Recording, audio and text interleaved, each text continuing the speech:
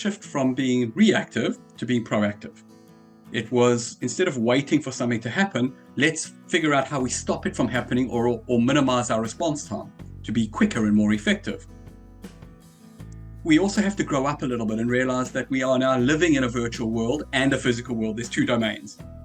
We are never going to make sure that either of those worlds are 100% safe if we have to only rely on what David Grossman talks about as sheepdogs, the people who protect others.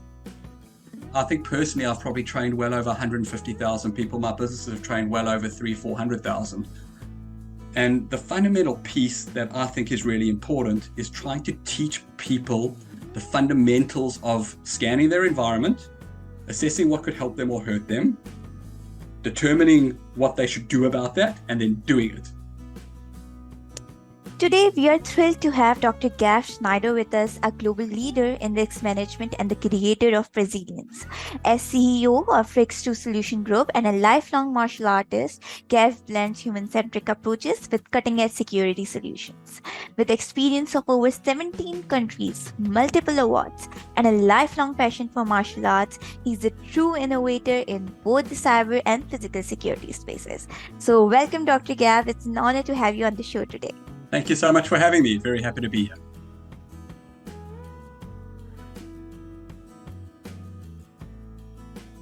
So my first question for you is that what inspired you to create the concept of resilience, and how has it transformed the way businesses approaches risk and opportunity? So my response to that is, I hope we have a lot of time to explain the history. No, I'm joking. So interestingly enough, I think the evolution of Presilience has really been based on a combination of variables. Number one, risk itself and the way that a lot of organizations look at risk is mostly negatively biased or negatively centric. We think about threat and hazard management. If we're talking in the world of cyber, risk is almost directly related to we are going to get attacked and it is going to be a bad outcome. Where when we actually look at risk itself, the ISO standard really defines risk as the effective uncertainty on objectives, not necessarily an attack vector type approach. So risk can have a big upside, right? If we don't take risks, most entrepreneurial businesses will fail. We'll never see innovation. So risk is important, not just from a negative piece, but also from a positive piece. So it really started maybe about 10 or 11 years ago. We were running a postgraduate program in the psychology of risk. And at the same time, I had my consulting business. We had a training business and a manpower business across safety, security, medical, health, risk, and cyber. So we were playing across risk areas as an integrated risk management business. And it consistently was a frustration where we would see clients wait for something bad to happen and then do something about it. Even if they'd asked us to come in and do a vulnerability assessment or gap analysis, normally if there was money to be spent to solve something, there was this reactionary position. So initially we started looking at the intersection of risk and resilience. So, if risk is the one dimension, which is something hasn't happened yet, it could be good or bad, but it hasn't happened. Resilience is what we need when it does happen, particularly if it has a negative piece. But anybody who's run their own business or had a startup business knows how much resilience you need, even on positive things. So the resilience piece is very interesting. The challenge with resilience, as we evolved it, researched it and explored it further, was it doesn't matter how good you are at risk management, sometimes things will happen. So there's always that part of residual risk, or the reality that your risk treatment wasn't good enough, or you missed something, or particularly in cyber, that our opposition is just that good and has that much time to be able to find our vulnerabilities. So the challenge with the resilience piece is multifaceted. Like, firstly, you can't prepare for everything, so you can't be tough and resilient to everything. So what do we prepare for? And particularly in the world of cyber, that's really tough because, it used to be virus protection. Now it's multifaceted, multi-vector type attacks where they're using, social engineering combined with some sort of technical attack, and they can be really patient, as you know, and an attack might take months to years to implement. So when we look at the risk and resilience piece, it's not good enough just to look at them alone. We have to factor in what do we need to do to make this work. And that's where Presilience was really born, where we sort of went, there were two problems. Problem one, sometimes something bad happens to you and it is so bad that resilience isn't good enough. So we want to get into proactive prevention, right? How do we get people to proactively implement certain things that will stop a bad thing happening? Thus, presilience instead of resilience. And the second component there was, and let's think about almost any type of negative incident, but let's take COVID as an example.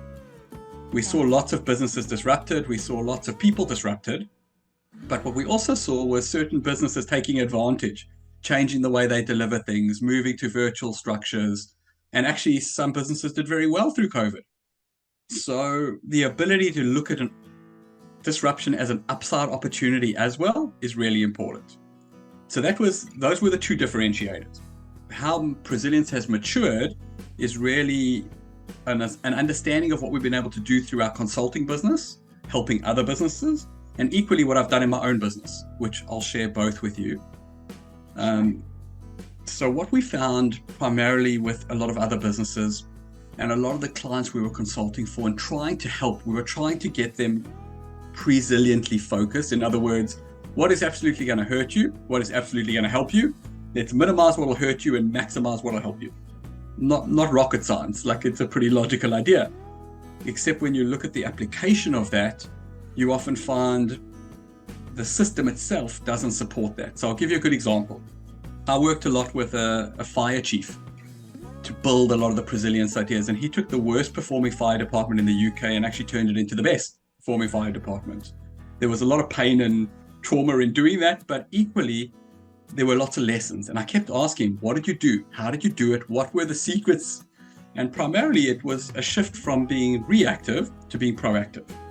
It was, instead of waiting for something to happen, let's figure out how we stop it from happening or minimize our response time to be quicker and more effective.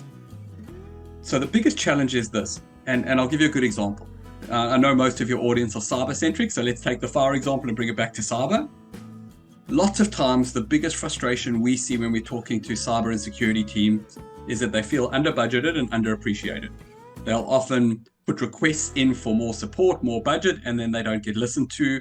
Or in many cases, the organization just can't afford to give them more because they're not the only area of risk. So what lands up happening is they often have to wait for something bad to happen. And then all of a sudden, people in the organization go, oh my goodness, this is terrible. Here, what do you need so it doesn't happen again? And we can think of almost any breach or mistakes like CrowdStrike that come to mind around being proactive versus reactive. So the first challenge we've got is that humans tend to not want to do things in advance unless there's a strong personal driver. And this is where the psychology of risk comes into it, and how people think and act becomes really important. But equally, the system itself makes it quite difficult because let's say we give you a lot of budget and we help your team, and your team does an incredible job. Nothing goes wrong. The reward you're going to get is your budget's going to get taken away, and you're probably going to lose importance and focus because nothing has happened. So part of the challenge we actually have to do is change the view away from being proactive as a waste and looking at where can we be proactive in ways that force multiply our outcomes. And it's not as much as going, hey, this is the latest threat report. We need this, this, and this, and this to deal with X type of threat vector. It's what are those core ingredients that will universally make us better? And that was where Presilience really came into play. So what we found is compliance, the stuff you have to do. Resilience, what we need when the stuff we have to do is not enough or something happens we weren't expecting. If I get those two right, then I can focus a bit on Presilience. If I ignore those first two or only focus on those two, you're quite vulnerable and you're likely to get disrupted.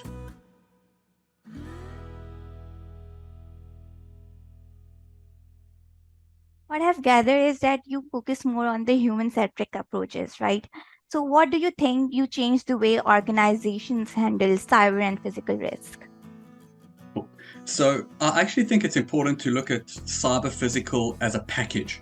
So yes, we are specialists and we focus much more on the human-centric side of it, not just because that's where we are strong and qualified and experienced, but it's the part that's been left behind. So if we look at the way cybersecurity evolved, it evolved out of electronic warfare. It evolved out of, signals intelligence and really smart people who've done incredible things, but they are generally the exception. The vast majority of users are not sophisticated or technologically advanced enough to be able to do what these people do. So if you think about any tool we use, take any app on your phone, take any computer program, I can almost guarantee you it's got more usability and more functionality than the user can use it for. So part of the challenge now is we've actually seen technology do this, and it's doing this continuously quicker and quicker and quicker, and humans do this. So the gap has gotten bigger. So from our perspective, we focus on human centricity because it's the piece that's needed now. But in many cases for us, clients will use us for, more technical type skill sets. We will sometimes do penetration testing. We will do security awareness training. We will do vulnerability assessments, etc., and some of the more practical pieces. So for us, it's that combination of compliance, resilience, and presilience to get high performance. But there's no point focusing on presilience if you can't even get compliance right.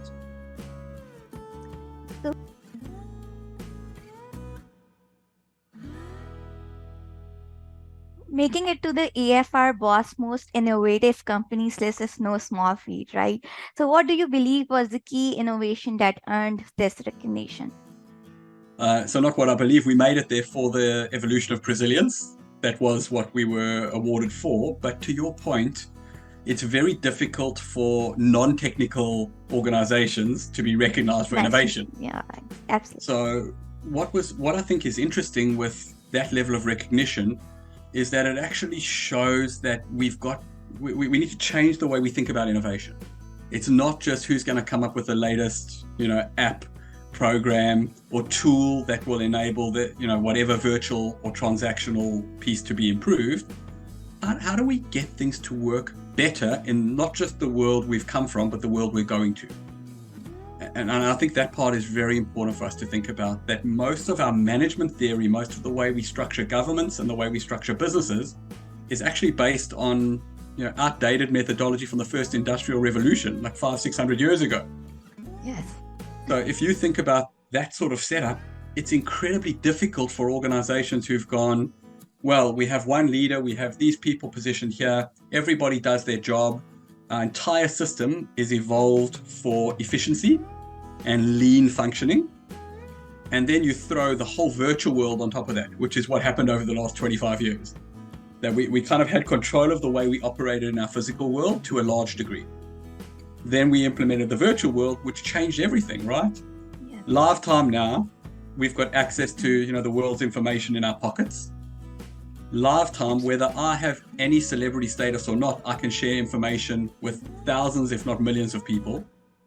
I can also co-opt those people to think in certain ways if I'm influential enough. And it's quite interesting because if you look at a lot of influencers today, they have no technical capability. They have no subject matter expertise. They barely even have anything that makes them stand out. But right place, right time, right positioning, right followership, and they have influence. So fundamentally, the biggest challenge we, I believe, are tackling now is this dance between man and machine.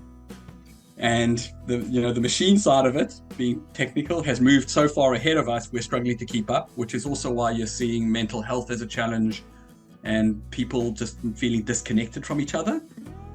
So I actually see our mission not as just a human-centric business, but how do we align the two? How do we get the right balancing between not just people, process, and tech, which anybody in cyber will go, yeah, those three domains we have to work with. But most people get into tech because they don't really like working with people. Yet people are the enabler, they're the piece we have to protect. It's not just information security, it's information security so that people can use that to operate. So it's a bit of a shift around, yes, there are vulnerabilities that occur because of, trusted insiders doing the wrong thing or because of human error. But if we keep viewing humans as the problem, they remain the problem. If we start looking at them as the enabler, we can change the equation. So I like to think of it like this. You'll invest in a technical firewall, which is, as we all know, putting some layer of protection or resilience around your infrastructure. Why don't we do that with our humans? Where's our human firewall? So Very generic interesting insight. so generic security awareness training, great. We're basically teaching people password security and don't click on dodgy links. That's more or less where we're sitting. What about force multiplying these people and actually getting them to realize in the modern world we're in now, and just think about this part for a second, we've got three main ways of living and transacting. We have our work life, our personal life, and our virtual life. They all interlock now. It's not even a Venn diagram anymore. It's like a mixed puzzle. So why aren't we teaching skills that enable people to stay safe at work, at home, and online? Why aren't we teaching people skills to make them able to critically think and evaluate what's happening around them in person and online, not just for what the workplace wants them to do, but what's going to enable them to stay safe and function well overall? So we've missed a layer of education as things have changed. And there's lots more to that, which I'm sure we can explore.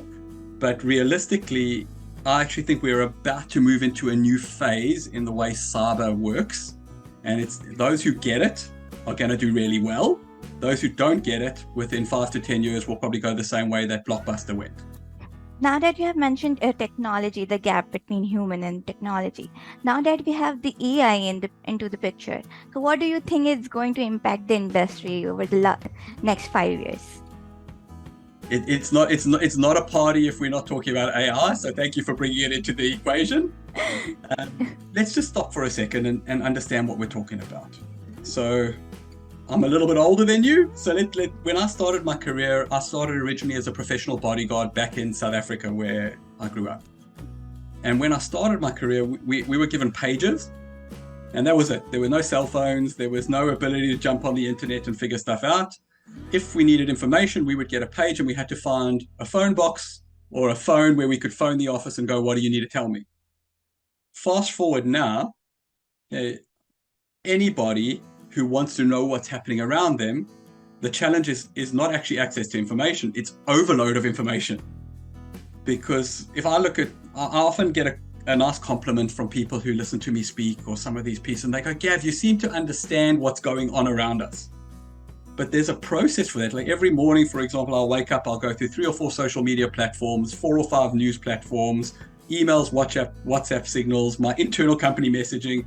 So 10 to 15 information providing platforms just to get an idea of what happened while I was sleeping. So if you think about, and I'm not unique, almost everybody does that. We just do it in our own flavor, right? For the things we're interested in. So part of the challenge we've got now is that as the world is changing around us, we get almost panic responses when new tech comes in. So I'll give you a few examples. I remember when we moved to mobile technology and cell phone technology from landlines. It was this incredible shift. Then we started using emails instead of fax machines.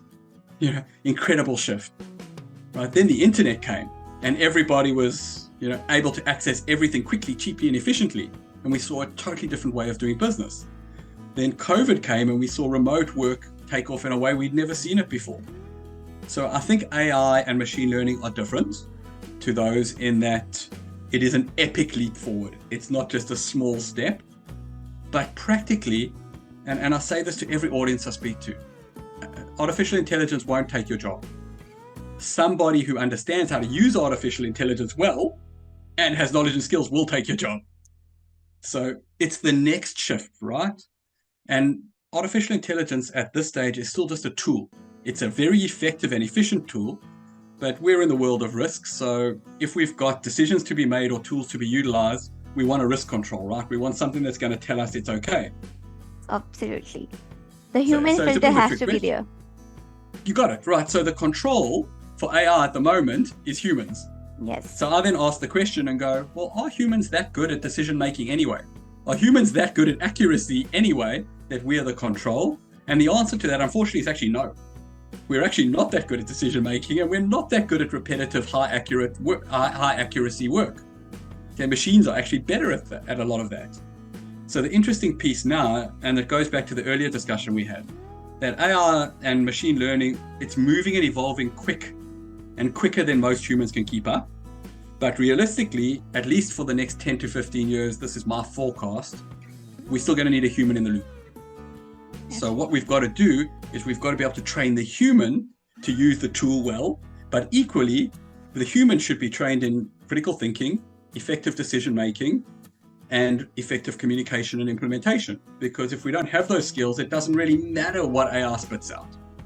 The problem I think we're going to find is inherently humans are comparatively lazy in the way we make decisions.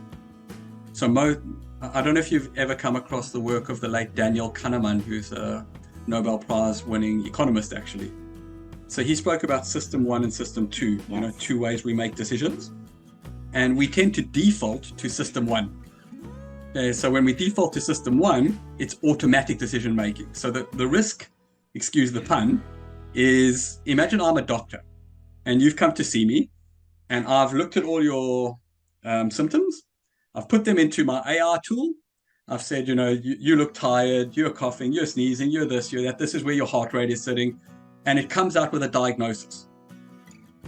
The challenge we've got then is we actually have to have a professional who's happy to question that diagnosis and go, is it accurate? And if it's not accurate, why? So this is where system 1 becomes lazy, because if system 1, the human, goes, it spits it out with 80% accuracy. So I've got a 4 out of 5 chance of being right. Most people won't stop and then cross-question. So I think the challenge we've got actually is multifaceted when it comes to artificial intelligence. It's not, it's not that it's this big bad thing. It's a wonderful evolution. It's making life so much quicker and efficient. But equally, we've got to have a layer of human maturity around its vulnerabilities, its weaknesses, and that we can't be lazy. We can't actually just give in to the trap of going, AI is mostly right, so we'll just use that. Interesting.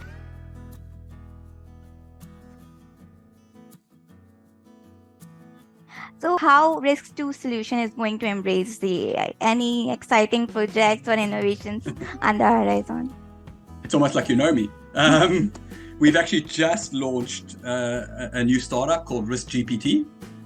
And we're taking a lot of the Presilience and Risk Intelligence work that we've done, and we're starting to train some of the machine learning tools, and we're starting to develop specific use cases which we know we can operate in an environment where it will be safe, it will be secure, and it won't get contaminated. Because all 3 of those are problems, right? And I think that's the big problem with open source generative AI tools, is that you don't know whose information it is, you don't know the information you're putting into that, where it's going to go. While there are some ethical controls, we might doubt whether those controls are good enough. And if we look at some global legal cases already, we've seen that those controls are not good enough for professionals to not get prosecuted or have a bad experience from using AI. So for us, we're starting primarily with risk intelligence and a bit of resilience. Watch the space. I reckon in 6 months to a year, I'm going to have something that you would love to have a look at. I would love to see that.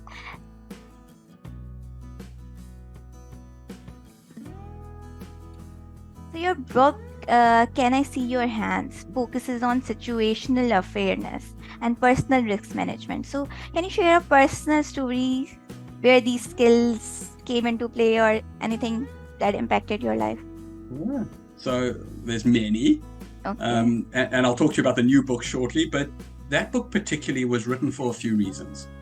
One, I'd moved from South Africa to Australia, and we had started training lots of different stakeholders here in safety and security awareness. So in an environment like Africa, we had a business in India as well. We'd worked in the Caribbean and Southeast Asia, mainly places which have a different, let's say, comfort with crime and violence. It's not the same highly controlled environment that Australia is. So one of the things that was fascinating to me was the fact that people, particularly in Australia, have this almost innate programming and training that they don't have to be aware, they don't have to do anything, the authorities will look after them. And at best, their job is only maybe to report something out of the ordinary. You and I both know, even if we look at the world of cyber, reporting is very important, but if I click on that link, I've clicked on that link. Like if I plug in the wrong device, it's already done. Yes. So we actually need the awareness component to become a living skill. And we landed up training. I think personally, I've probably trained well over 150,000 people. My businesses have trained well over 400,000. And the fundamental piece that I think is really important is trying to teach people the fundamentals of scanning their environment, assessing what could help them or hurt them, determining what they should do about that, and then doing it. And then repeating that cycle again and again. And that doesn't matter whether it's crossing the road, getting on an airplane, or determining if an email might be a spam or phishing email. So long story short story, this was a really big trigger for me back in, I was probably 21 or 22 back in South Africa. I was a full contact martial arts champion in the style of jiu-jitsu that I trained. I was a professional bodyguard. Phone rang one night. It was my mother. She was on the way to the hospital. My stepfather had been shot in the head in an attempted carjacking. And he shortly passed away not long after that. And, what was the big turning point for me on that specific event was I was delivering training in vehicle carjack avoidance almost every day. And I never bothered to train my family. The mistakes they made were exactly the mistakes that we taught people not to do. And it had a very significant outcome in terms of the fact that my whole family changed. So it became a big lesson for me around it actually doesn't matter how good I am. If you can't give other people that knowledge and they can't apply that knowledge, the consequences can be significant. And that's framed a lot of the way my businesses have built, evolved, and grown. It also frames a lot of what we do. So for example, like when you reached out to have a chat on a podcast, I love talking to people about this stuff because it's not just about what me and my business can do, it's what we can get others to do. How do we switch on other people to look after themselves? So for me, the starting point with that is situational awareness. If I don't even know what's happening around me, I can't do anything about it. And there's multiple layers to that. We've built something we call the awareness toolbox because I might be super aware and super vigilant, but I can't be that way all the time. I have to learn to raise and lower my awareness. And being paranoid is a big problem too. So we don't want people to go, hey, the internet is a terrible, nasty place. We should never transact there. Because think about the opposite of what most cybersecurity people are exposed to. Just think about this for a second. How many online transactions do you think we have globally every day? Probably billions. Billions, 100%. There's absolutely billions. How many of those result in an attack? Maybe 20-30%? Well, or maybe more. You've got a pretty negative view. I think much less. Oh. Because think about billions of attacks billions of transactions every day. Even if we're seeing hundreds of thousands of attacks happening, it's still a very small amount. So we've fallen into this trap of thinking that it's really, really dangerous. And don't get me wrong, like you do stupid stuff anywhere, you're going to land up in trouble. But we also have to grow up a little bit and realize that we are now living in a virtual world and a physical world. There's two domains.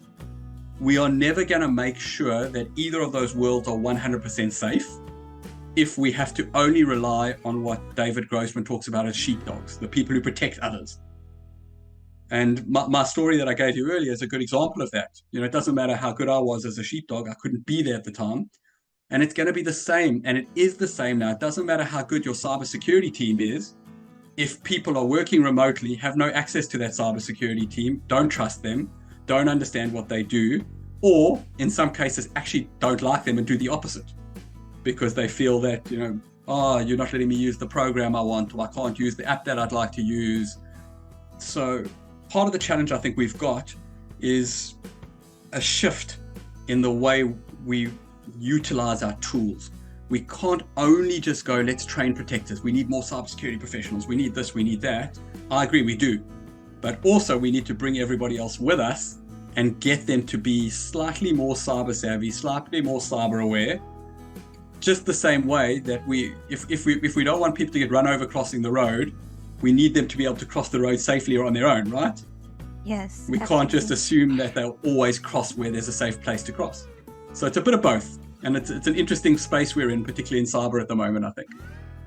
Very inspiring story right there.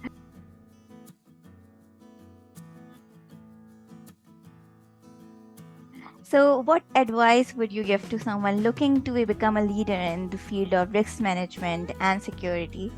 So you have a pretty much big experience. So would you like to share some of your insights? Sure. I think a few things. One, if we go back 20 or 25 years, cybersecurity wasn't a career. It didn't really exist. So things keep changing.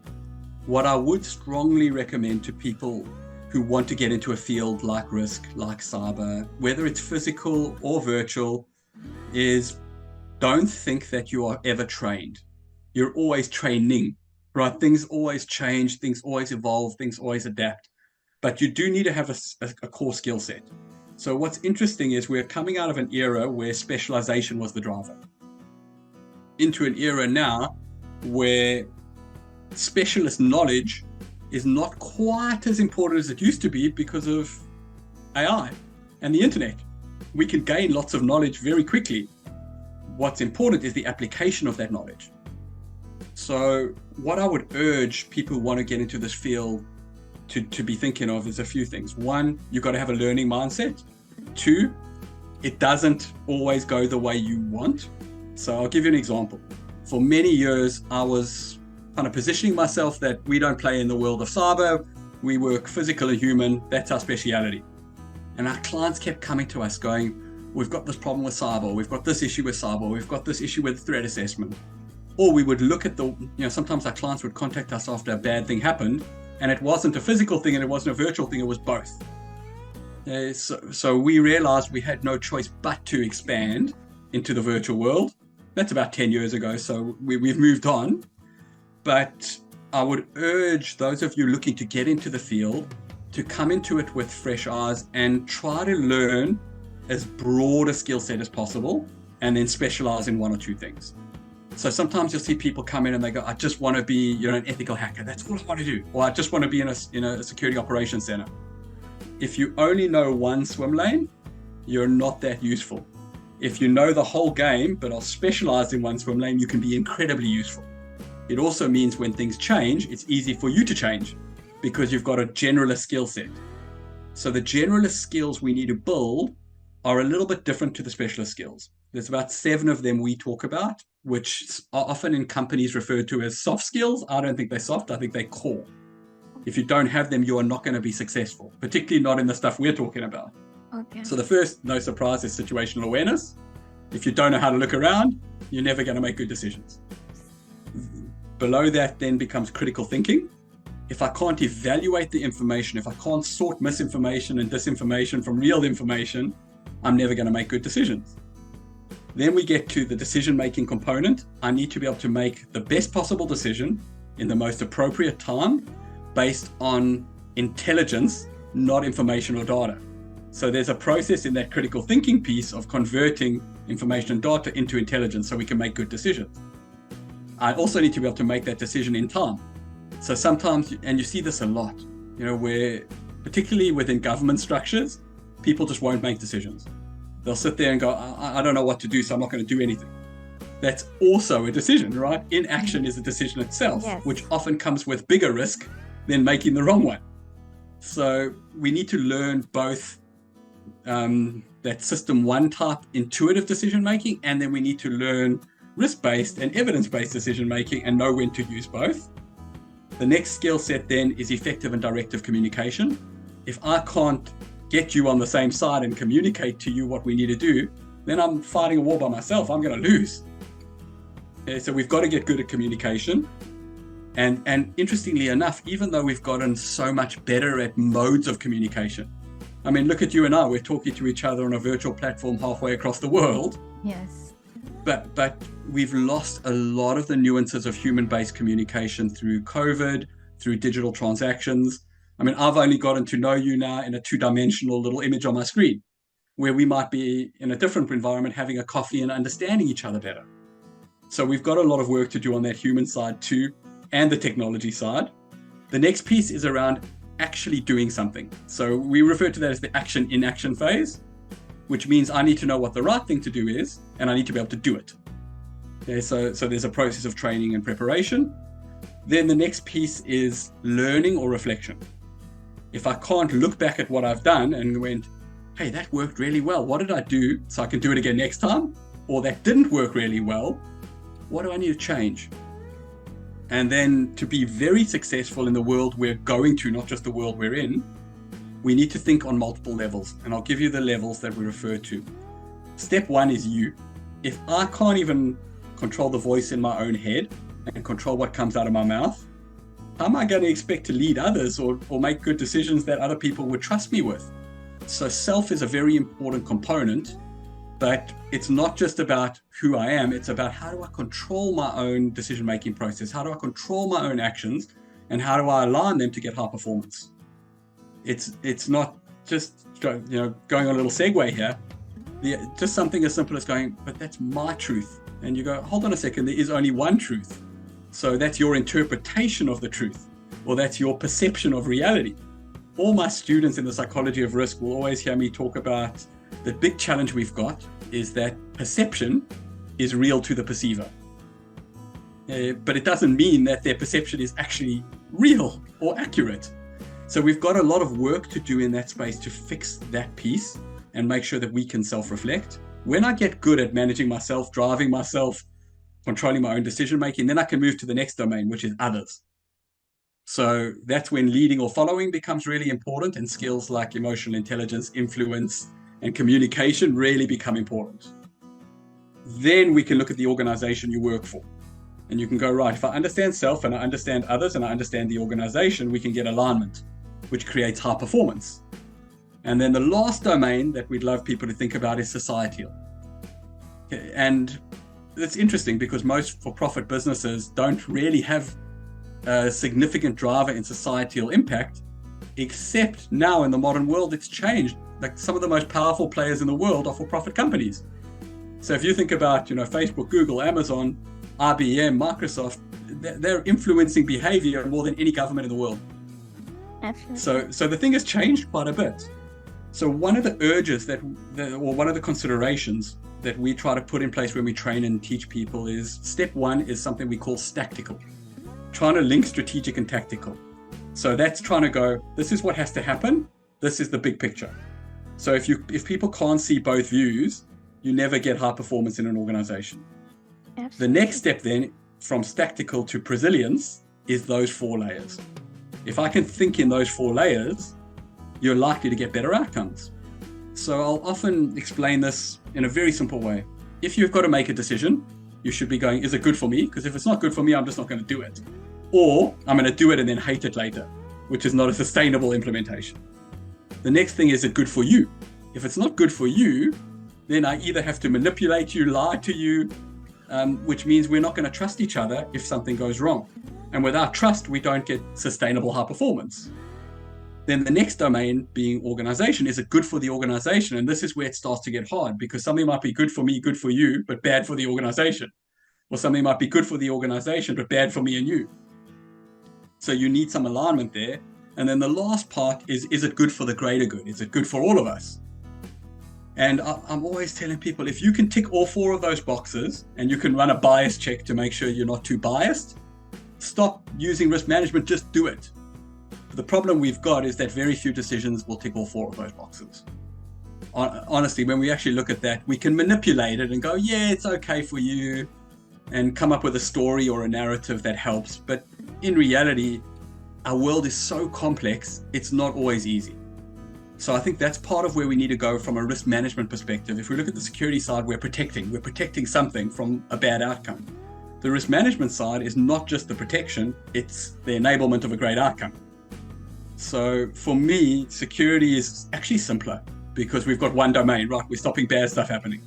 Risk, we want to stop bad stuff happening and grab opportunity.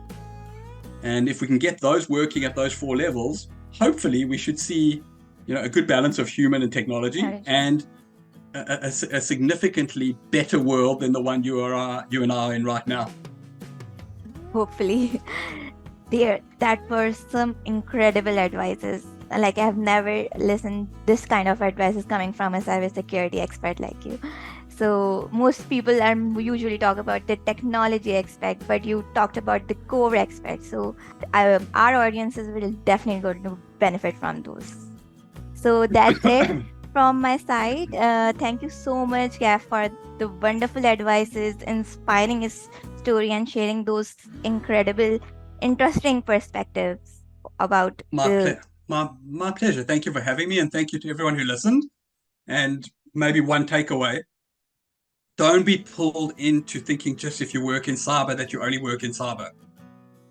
You work for a much bigger ecosystem that has lots of moving parts, and there are lots of contributions that you can make, not just coding, not just responding to an attack, not just preventing an attack. Think about the person sitting next to you or the company you're working for, and how do you help them achieve objectives? And how does your skill set help move your organization, yourself, and your colleagues forward instead of just doing a job?